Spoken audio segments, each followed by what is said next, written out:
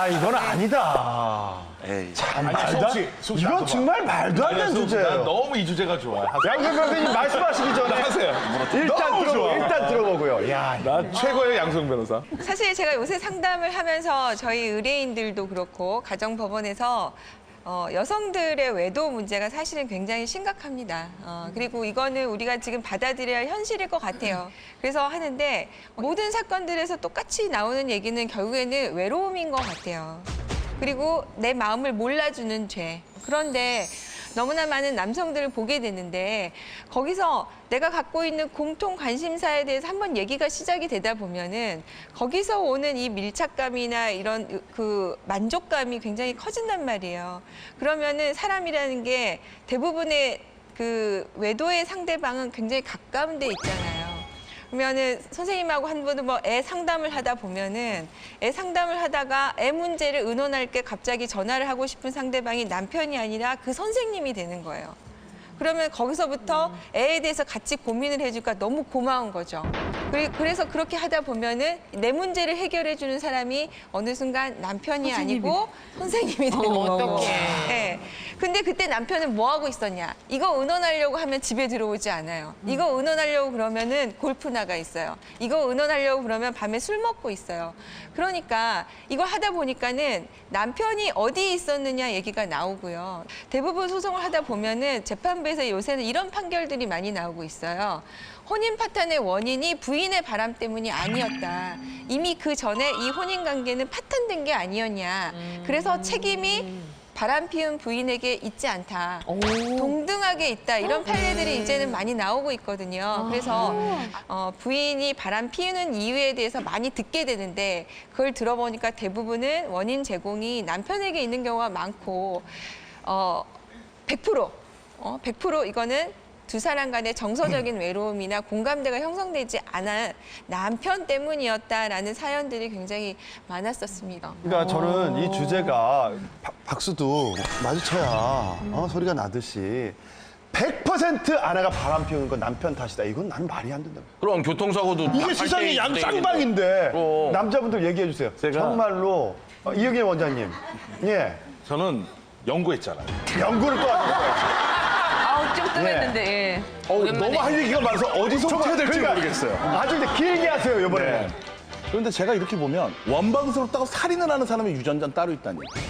원망스러우면 그 사람은 안 만나면 되는 거예요. 맞아, 안 보면 돼. 그리고 남편이 못마땅하면 헤어지면 되는 거지 왜 그 가정을 유지하면서 바람을 피냐는 거죠. 이건 그 여자 잘못이 있는 거예요. 그렇죠. 물론 100% 여자 잘못은 아니에요. 교통사고처럼 쌍방과실이 있어요. 그렇죠. 네가 그러한 것을 했기 때문에 내가 했다는 건 있지만 100% 남편 탓이다. 그냥 헤어지시면 됩니다. 맞아요.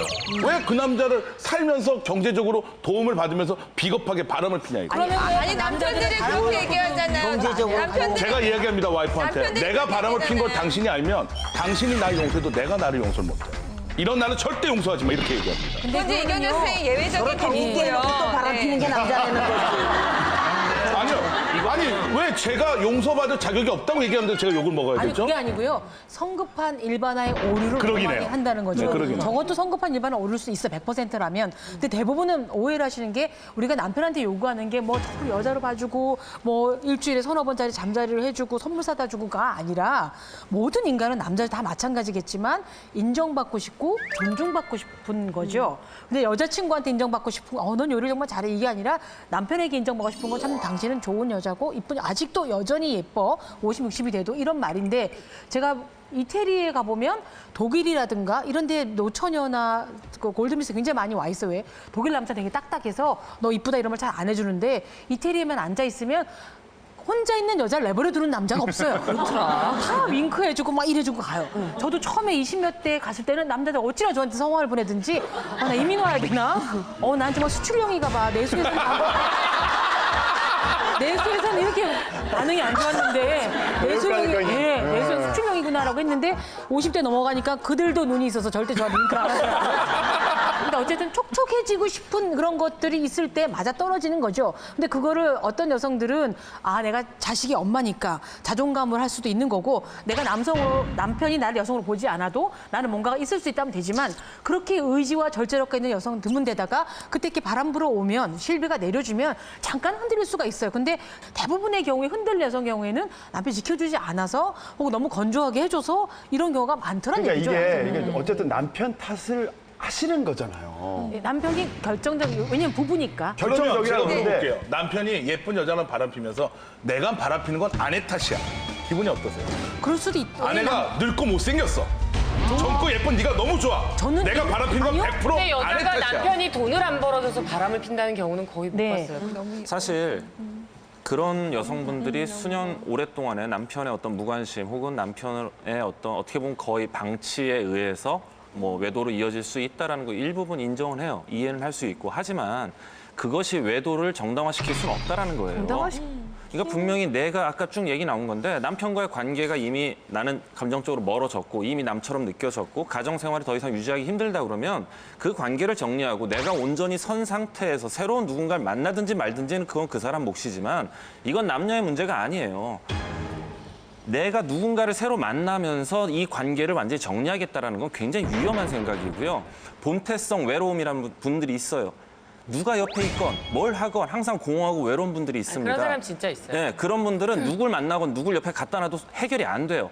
그래서 그냥 자기가 외도 상대를 찾아서 돌아다니는 분들도 물론 있어요. 그거는 남편과 전혀 상관이 없습니다. 저는 부인과도 상관이 없고요. 이 주제를 아내가 바람 피우는 건 100% 아내 탓은 아니고 많은 부분이 아내 탓이고 남편이 바람 피는 건 역시 남편 탓이라고 생각해요.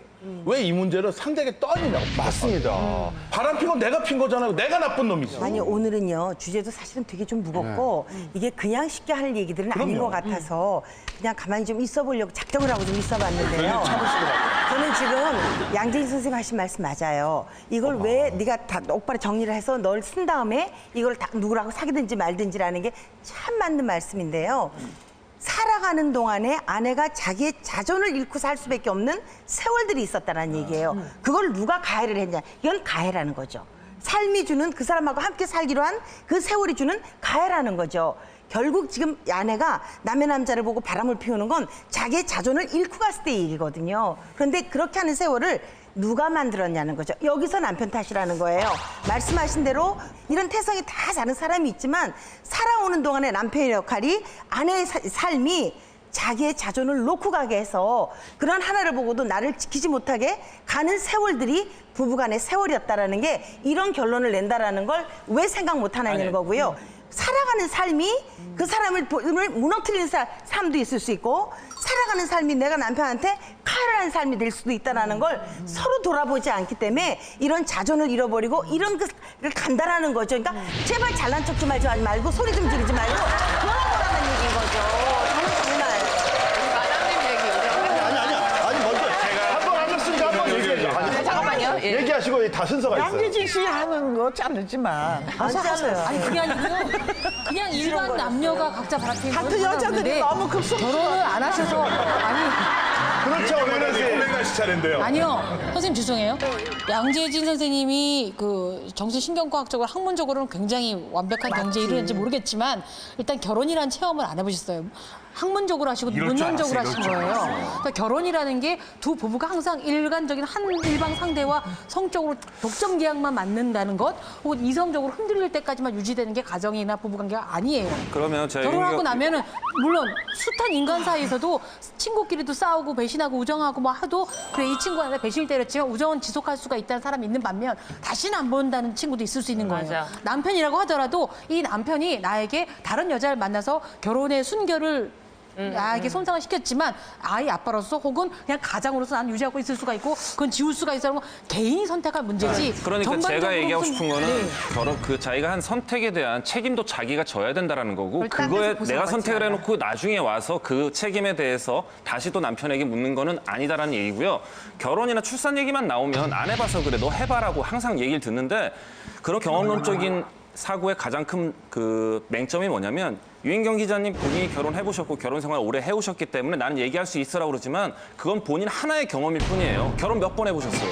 한 번 해보셨잖아요. 그냥 온전히 기자님 하나의 경험만 가지고 마치 다행이네요. 모든 걸 아는 것처럼 얘기를 하시는 거. 하나의 오류구나. 맞아요. 아니요, 결혼 생활을 혼자서 아니 그러면 제가 무슨 뭐 한번 그러니까 그런 경험론이라는 게 얼마나 위태롭고 말이 안 되는 거지에 대한 양재진 얘기를 하고 씨가 싶은 책을 거예요. 보고 하는 것도 간접 경험인 반면 저는- 우리 오빠의 저는 결혼, 책을 언니의 보고 하는 게 결혼, 아니에요. 그것은 아니지만 오빠 왜 이래? 숨 막혀. 여기까지. 애 넘어갑니다. 해줄게. 안 까무러치게. 안 까무러치게. 한숨 쉬어. 진정해. 아, 그래요. 선생님 없어서 나오겠다. 우리 숨 막혀 죽을 뻔했어요. 왜 팬네가 집이 만들어가면 허질거려 하고 거지같이 되나? 왜 남편은 사랑해주지를 않을까? 연애할 때 하고 다른가? 생활이야, 생활 우리가. 마누라 큰아신하고 진짜 소모스같이 늘씬한 그런 미스 김을 탁 보고 멋있다고 데려왔는데 그 미스 김이 맨날 세수하고 파마 세트 말고 립스틱 바르고 옷 좋은 거 맨날 갈아입고 집이 이렇게 있나? 살았어. 사람이 생물이야. 생활 현실에 충실해야 돼. 그러기 때문에 걸레치는 거야. 내 모양이 그만큼 허물어졌다는 거야. 내가 허물고 싶어서 허무니? 그런 얘기죠. 어? 네. 환경에 의해서 허물어졌어. 맞아, 그런 여자의 허물어짐으로 나온 결과물이 여러분들이시잖아요. 그런데 뭘 사랑받으려고 노력도 안 해. 우리도 할 수 있어. 기생같이 이렇게 하고 나가요 여보 이러고.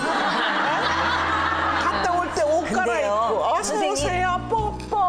그게요. 문제는 그게 안 되는 문제더라고요. 거야. 생활이야 우리는. 아니 생활. 선생님 주위에서 보면 남자들이 참 이상해요. 우리가 언젠가 남자가 바보라는 주제를 한번 얘기한 적이 있었죠.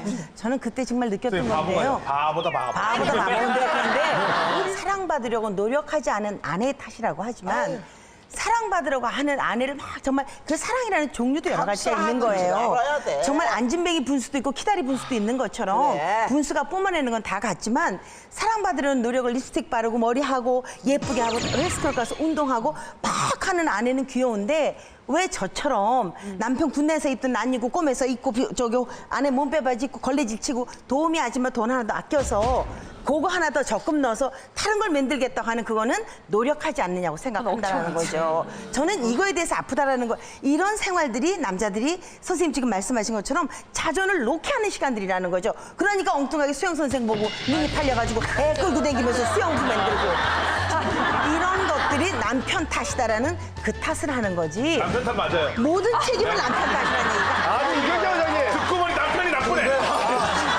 왜 이렇게 왔다 갔다 하세요? 사실 그러니까 생일날 같은 날 누가 전화 한 통 해주고 막 이렇게 챙겨주고 하면은 거기서 오는 이 행복감이 굉장히 큰데 결혼할 때 뭐 애들도 그냥 바쁘다고 잊어버리고 남편도 특별히 그런 거 안 챙겨주고 하는 게 뭐 어떡하냐. 그게 대단하냐고 뭐 그렇게 하지만 제가 그럴 때 가가지고 제가 그냥 너무 그날 생일날이라고 외로웠고 갔는데 수영 선생님 어머니 오셨어요? 오늘 왜 이렇게 오늘 예쁘게 하고 오셨어요? 오늘 더 젊어 보이시네요. 이러면 적금 깨고 싶죠. 적금 깨고 싶고 나만 아는 적금이 없어. 그 아내의 남자가 위기의 여자예요. 저는 네. 아이 탓도 있는 것 같아요. 무슨 말이냐면 제가 결혼 기념일날 와이프랑 데이트를 하는데 깜짝 놀랐어요. 그 워커힐 호텔 뒤에 가면 피자일이라고 이렇게 경치가 좋아요. 강이 쫙 보이고 와이프랑 데이트할 때도 몇 번 가고 그랬는데 둘이서 할 얘기가 없는 거예요. 늘 애가 있다가 애가 없으니까 둘이서 무슨 얘기를 해야 되지?